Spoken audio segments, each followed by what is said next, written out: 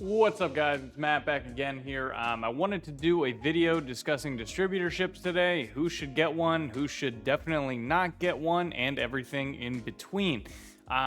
First and foremost, I did start a plan actually with Calendly. So, if you wanted to book a 30-minute appointment with me just to see if getting coaching from me to land your first medical sales job or increase performance in the field would be right for you.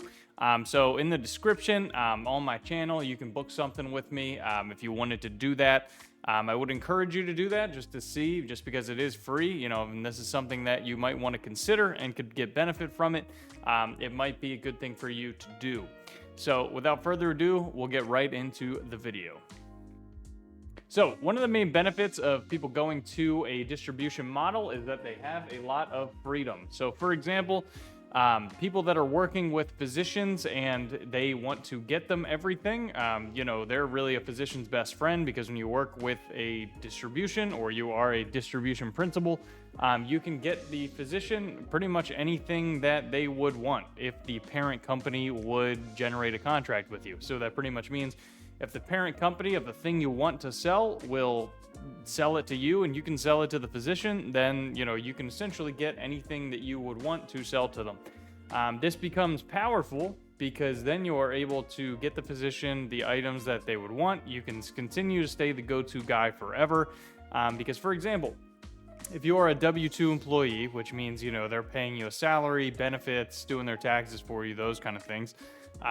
If you're a W-2 employee, the company that you work for is not going to want you selling things that, go against them or are taking time away from them, because rightfully so. I mean, they are paying you a salary. They're doing all those things for you. So they want you to be all of your time dedicated into what they are selling. However, with certain circumstances, it might pay off better for you to be a distributor.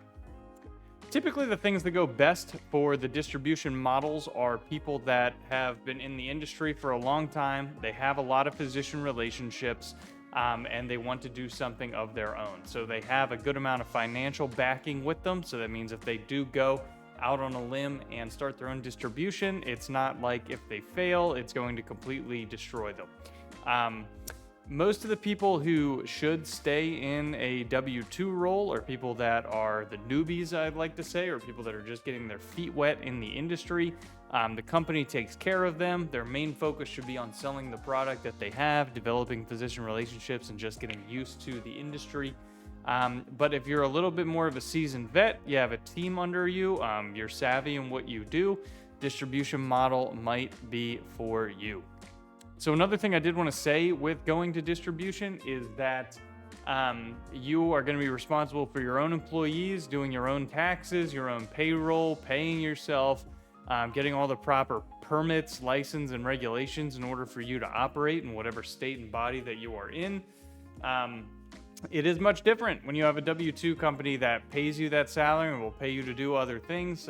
Expenses and everything are on you as well if you're on distribution.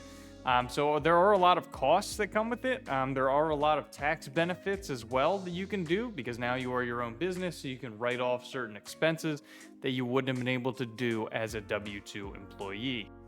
Another very good benefit that I wanted to talk about is you can just pick up different product lines and keep selling them. So what I mean by this is if you are in a saturated market, what I mean by that is everyone's already buying from you with the current product that you have. In order for you to grow, you're either going to have to expand geography or you're going to have to pick up different products to sell. With distribution, this becomes much easier because you are now able to get other products and then try and introduce them to the physicians that you have in hopes that they will take a liking to it and a liking for their patients. So this is something that you won't be able to do with any real kind of W-2 employment unless you're a W-2 for a distributor. So unless you are under that model, you're pretty much stuck with what you've got. So one last thing I will say in a word of caution is if you do go into the distribution model, keep in mind healthcare is changing all the time. If you have a product that essentially becomes rendered useless, so something else comes out that is way better than your product and you can't do a thing about it, I have seen a bunch of distributions fold that way. That is because they did not start at the right time. They didn't have the right tools under their belt to begin, and then they just went back to being a W-2 employee for another company. That's not the story all the time. That's really not to dissuade you from doing something that you're going to do, but just make sure that if you are going to start into distribution, you have all of your facts straight and you are completely ready to do this and completely ready to take that leap by yourself. I would 100%, if you're thinking about getting into distribution, hire a coach or at least talk to someone who has done it before. That is not me. I don't own my own distribution, but I would recommend seeking help from someone who has if you're going to do this endeavor on your own. So please go ahead, leave a like, subscribe, a comment on the video. It is the only way that I grow out. We're getting close to 800 subscribers now. I really want to be at the 1,000 mark by the end of next year, which I think is totally attainable. But other than that, take care. I'll see you guys next time.